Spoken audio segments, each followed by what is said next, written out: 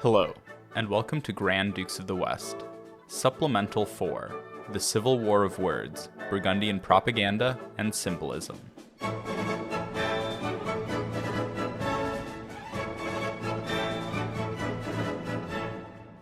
In our last episode, we killed off John the Fearless, but before we get to Philip the Good, I want to take some time to further explore a few topics relating to John's tenure as Duke of Burgundy and the Armagnac-Burgundian Civil War.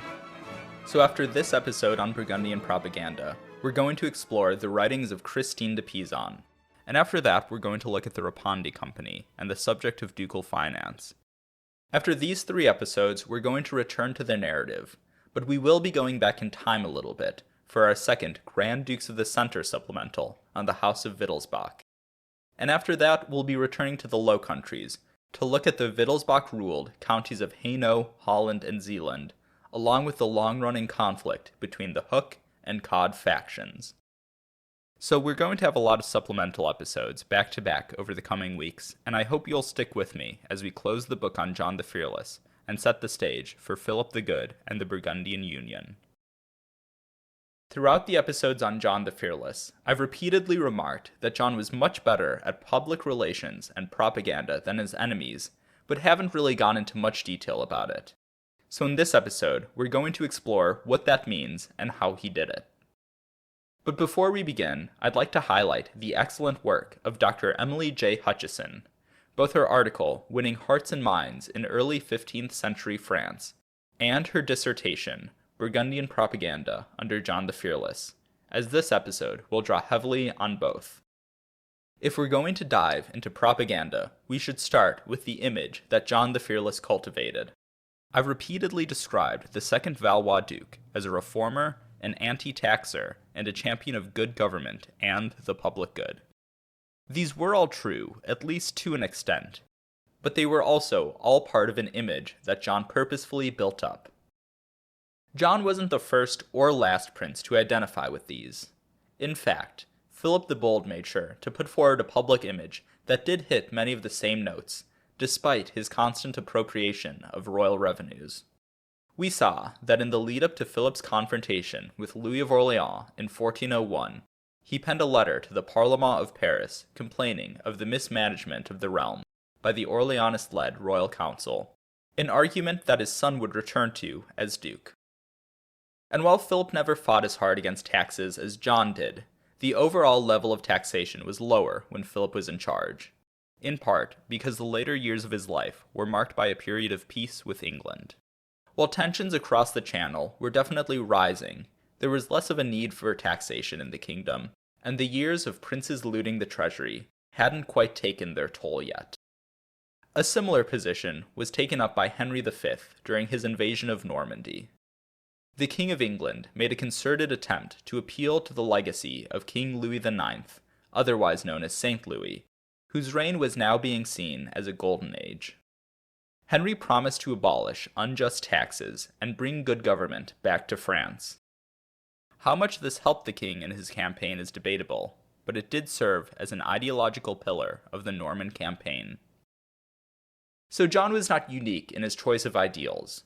And just as the Duke of Burgundy made sure to identify himself with good government and low taxes, he made sure to identify his opponents, first Louis of Orleans and then the wider Armagnac faction, with corruption and crushing taxation.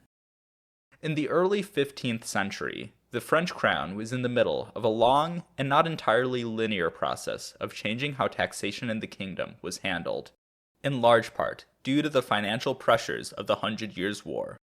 While I won't be getting into the specifics of that process, it was clear to the average French taxpayer in the early 1400s that they were paying far more in taxes than previous generations had. Louis of Orleans became a useful focus of anti-tax anger, as he was the one most publicly championing the taxes. To be fair, money was needed for Louis's campaigns against the English, but the perception that these taxes were being misappropriated was not invented out of whole cloth, and that point was emphasized further by the Burgundians at every opportunity. To make the Orleanist position more difficult, John the Fearless claimed in 1405 that if the royal taxes were not being misused, that the war with the English could have been ended by now, thus linking the desire for peace with hatred of taxes. Along with complaints about taxes came accusations of corruption and mismanagement of government. Due to Charles VI's inability to govern for long stretches of time, power often devolved to the royal council, and after Philip the Bold died, Louis of Orleans dominated that royal council. The Duke of Orleans had taken steps to ensure that his cousin would not be able to wield influence even approaching the level of his father, and so John was repeatedly excluded from power. This exclusion did much to push him to become a champion of reform. By waving the banner of reform, John the Fearless was able to capitalize on the wider discontent with the Duke of Orleans and present himself as an alternative. John made this move early on in his reign, and the first major examples of this kind of Burgundian propaganda date to 1405. As Emily Hutchison writes, quote, "This early request for reform was and remains a very significant document from John the Fearless's propaganda campaign. It is important because as the first public criticism of Louis of Orleans, it was very influential in setting the tone of future propaganda, thereby helping to construct the Burgundian conceptual framework within which the ideology would operate over the course of the following decade." In the aftermath of the kidnapping of the Dauphin, John claimed that the state of the government was an embarrassment to the king and the kingdom. He stated that there were 4 core issues that threatened the realm: the impoverishment of the king through gifts of money, the shrinking of the royal domain through gifts of land, the decreased efficacy of royal justice, and the fact that the government was no longer pursuing the common good. These were all laid at the feet of Orleans, with the not-so-subtle insinuation that a Burgundian-led government would fix those issues. Orleans' unpopularity was not a Burgundian invention, but it was capitalized upon and repeatedly stressed. The magnum opus of Burgundian propaganda in the first years of John's reign would have to be the justification of the assassination of the Duke of Orleans. The theologian Jean Petit put together 4 hours worth of slander and propaganda against the now dead Duke of Orleans that was so damaging to his reputation that Louis's sons and supporters referred to it as his second death. I explored the justification back in episode 23. In that episode, I focused mostly on the conspiratorial claims against him, such as the Burgundian idea that he was behind the king's illness and had tried to poison his brother. But here, I want to focus more on the accusations of misgovernment. Obviously, all the juicier and more scandalous claims of the justification also fall into the realm of propaganda, but they were more tied to Louis of Orleans, the person, whereas the poor management of the realm will be extended to the other Armagnacs too. We see another example of John stressing the same points as he did after the kidnapping of the Dauphin over a decade later in his 1417 manifesto issued at Edon.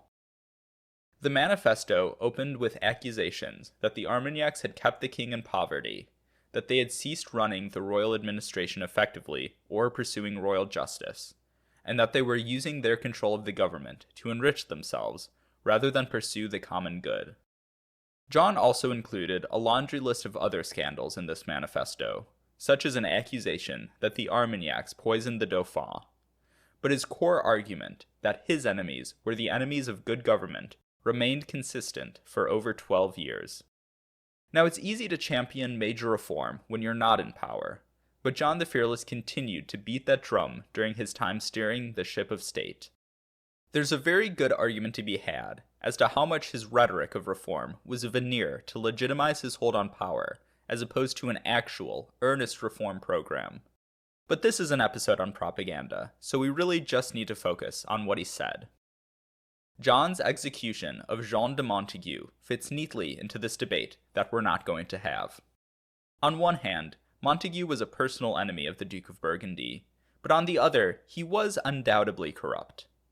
Still though, his execution centered on something he undoubtedly did not do, the accusation that he had conspired with Orleans to prolong the king's illness. The execution of Jean de Montague thus served John in 3 ways. It got rid of a personal enemy, It showed John's commitment to rooting out corruption, and it reaffirmed the arguments made in the justification. Therefore, this judicial murder can be seen as a piece of Burgundian propaganda, as much as it was an act of political revenge. The Duke of Burgundy continued to champion reform throughout his time in power, up to when he left Paris after the fall of the Cabochard rebels. While I'm still not sure of the extent to which he was involved in the Cabochard uprising itself, his propaganda and imagery helped spark it at the very least.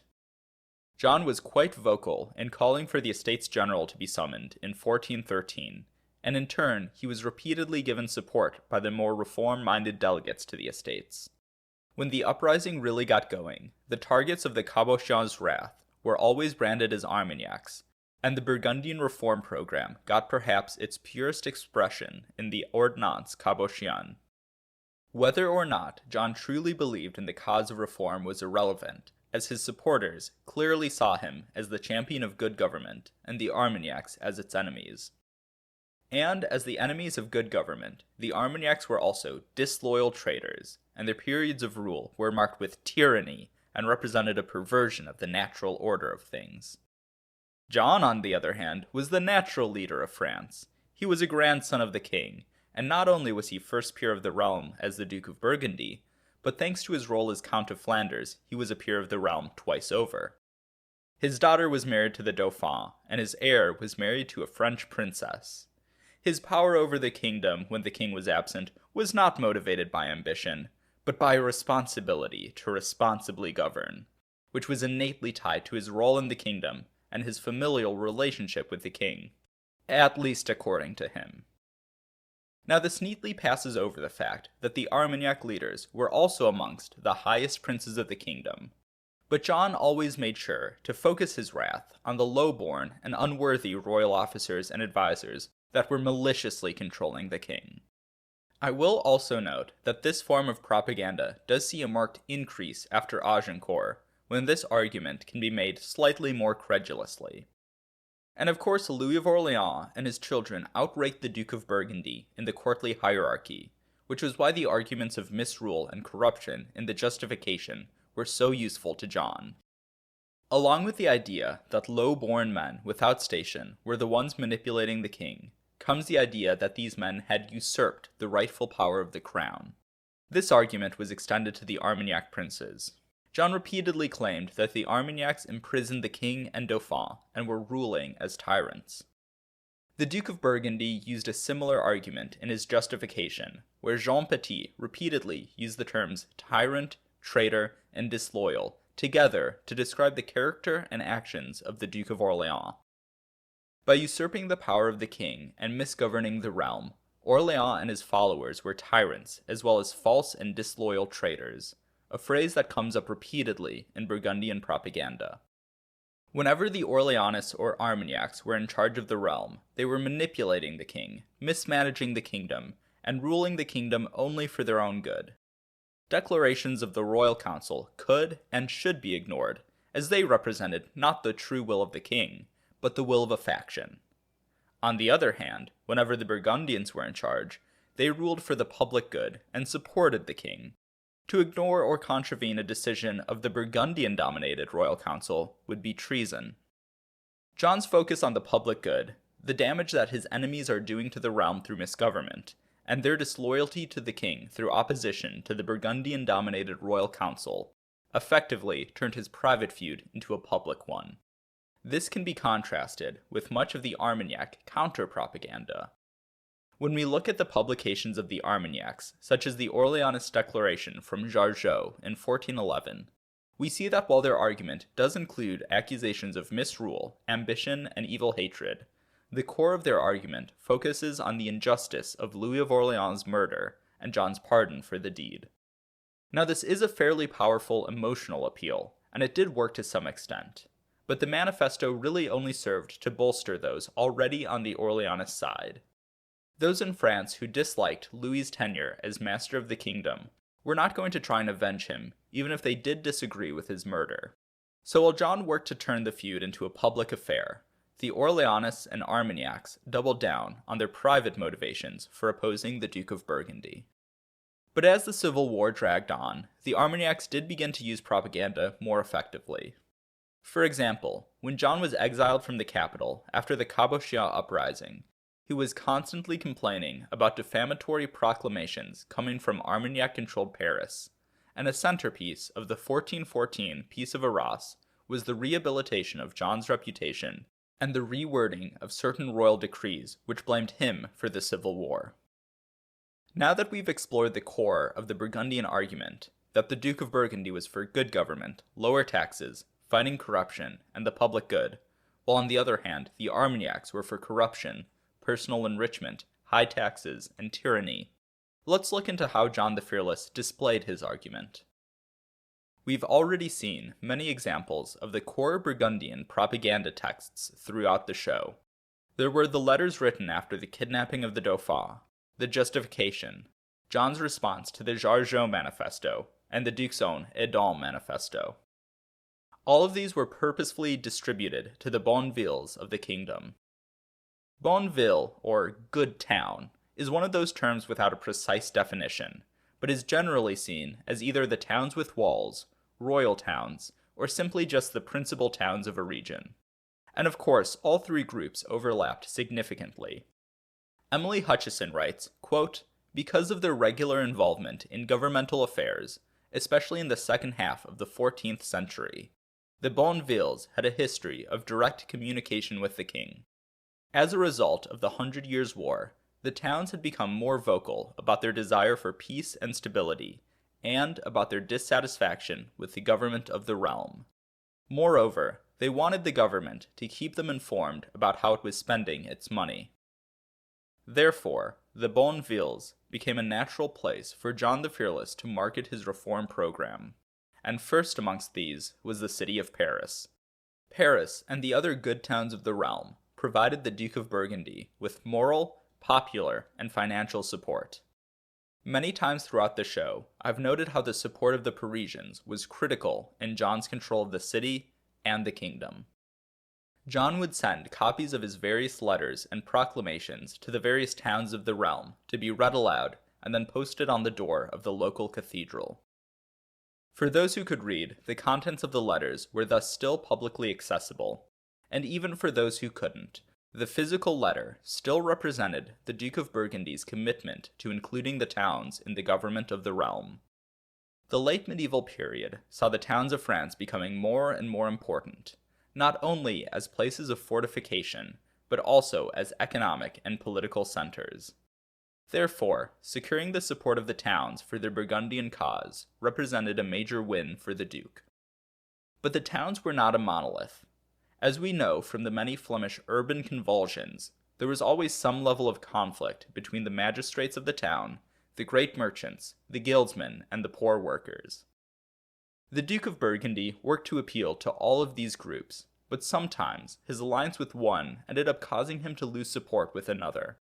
As we saw in the aftermath of the Cabochon uprising, his alliance with the guildsmen, and especially the butchers, caused him to lose the support of the University of Paris, whose students and theologians tended to come from the upper classes of the towns and the aristocrats. And, after taking Paris back in 1418, he moved away from the lower classes, back towards the bourgeoisie. After the fall of the Cabochon and the retreat of John the Fearless from Paris, the Duke of Burgundy still had many supporters in the city who often tried to deliver it to him. The repressive control that the Count of Armagnac employed in Paris while he served as Constable of France is a testament to the Duke of Burgundy's popularity in the capital. And John maintained that popularity by consistently sending messages, declarations, and manifestos to the city in support of his cause. But Burgundian propaganda was not limited to letters and manifestos. The Duke of Burgundy also made sure to use symbolism and ceremony to spread his messages. John's favorite personal emblem was the carpenter's plane. Carpenter's planes and wood shavings appear constantly in the Duke's symbolism, on his clothes, his war banners, his badges, and even carved onto the walls of his residences. John allegedly chose this symbol as a counter to the Duke of Orleans' naughty branch, with the implication thus that he would smooth it down. But the carpenter's plane had other implications that would also serve John well. The smoothing associated with the tool does not only have to do with the Duke of Orleans branch. The plain could also represent his commitment to smoothing out the corruption in the French government, and the wood shavings along with the plain would thus represent the work that he has already done to root out corruption and fight for good government. John also used the hammer and mason's level as emblems on occasion, although not with the same frequency as he did the plain. The level carries a similar connotation to the plain, that John wants to set the government of France on a solid and even footing, while the hammer had become identified with opposition to taxation, and possibly called back to the Maillotin anti-tax revolt, which I covered in episode 9. These three emblems were also all tools of the artisan class. By choosing such tools, John further identified himself as a champion of the common man, on top of the implication that he would build a better France. Along with these symbols was the saltire, or St. Andrew's cross, which is probably most identifiable in the Anglophone world as the flag of Scotland. St. Andrew was closely identified with the Valois Dukes of Burgundy, and Philip the Bold allegedly owned a piece of the actual cross that St. Andrew was crucified on. As the Civil War heated up, the saltire became an extremely partisan symbol, with its Armagnac counterpart being a white sash.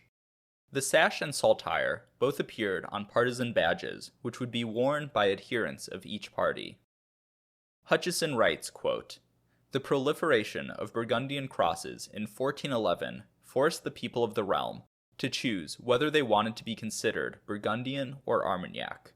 The badges were highly visible as symbols of war against the Armagnacs, and thus helped forge a Burgundian identity. The binary process of inclusion and exclusion was crucial to Burgundy's propaganda, because, on a theoretical plane, it reinforced clear policy divisions, whilst on the ground level endorsed an abhorrence of the other. Both further perpetuated the dichotomy between good and evil, a cornerstone of Burgundy's ideological platform." The symbolism of sash and saltire was marked whenever Paris changed hands. When the Armagnacs took Paris after the fall of the Cabotians, they removed many images and sculptures of St. Andrew from the city, and placed white sashes on the others that couldn't be easily moved or covered. When a Parisian man was caught tearing a sash off a statue of St. Andrew in 1414, he was charged with treason and his hand was cut off. And when the Duke of Burgundy began his campaign into Picardy in 1417, many of the residents of various Picard towns donned badges showing the cross of St. Andrew as a symbol of support for John as they seized their towns on his behalf. The same thing happened upon his return to Paris in 1418. John's entrance into Paris in 1418 was also marked with all of the grand ceremonial displays which accompanied a prince's entry into a city. I've brought up joyous entries in the past, but I think it's worth going over what they were again. The specifics of joyous entries varied from town to town and over time, but at its core, it was a parade where a ruler would enter a town. But that simple explanation ignores a lot of the subtext to the ceremony. The entrance tended to be conditional on the ruler accepting the rights and privileges of the town, while the town accepted the legitimacy of the ruler. Joyous entries tended to be, well, joyous affairs, but that was not a rule.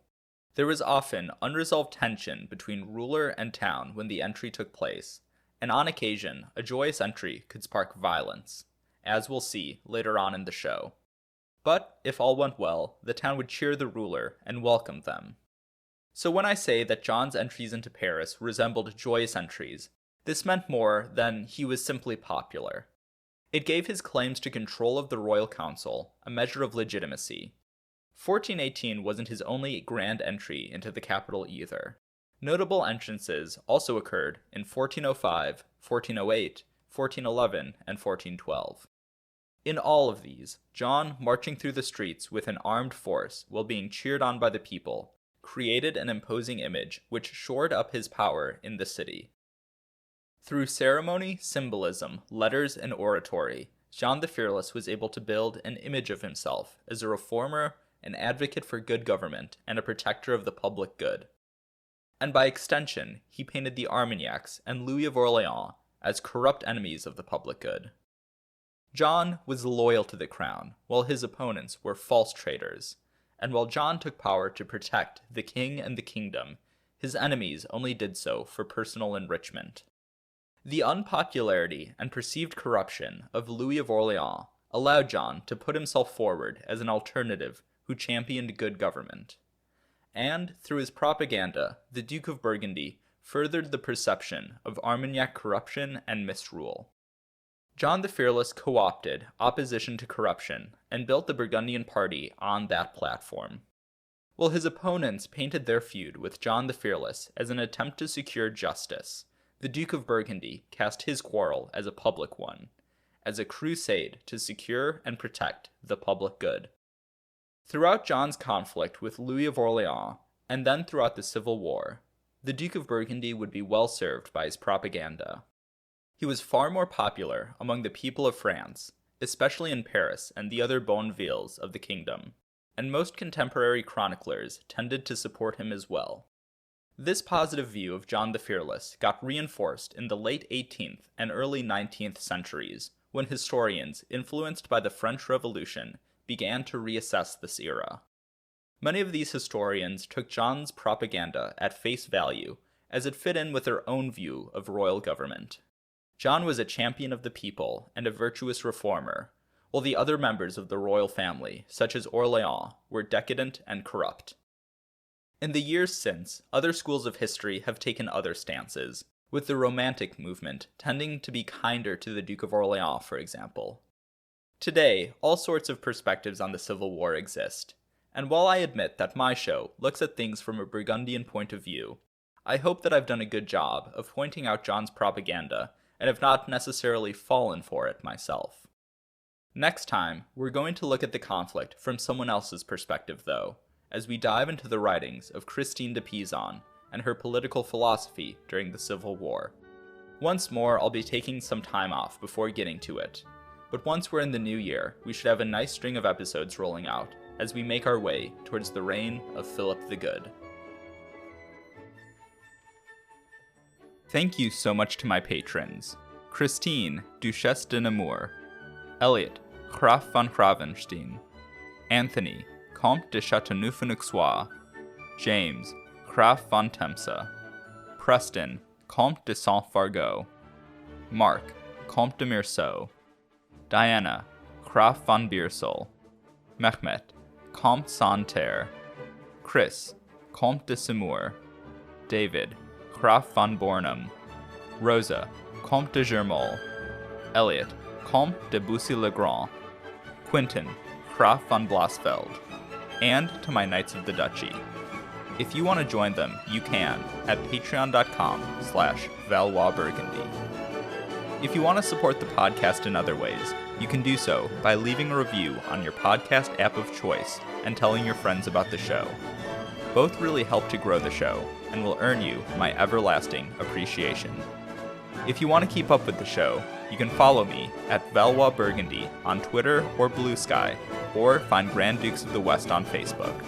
You can also email me at granddukesofthewest@gmail.com and check out the podcast website for maps, images, sources, and more at granddukesofthewest.com.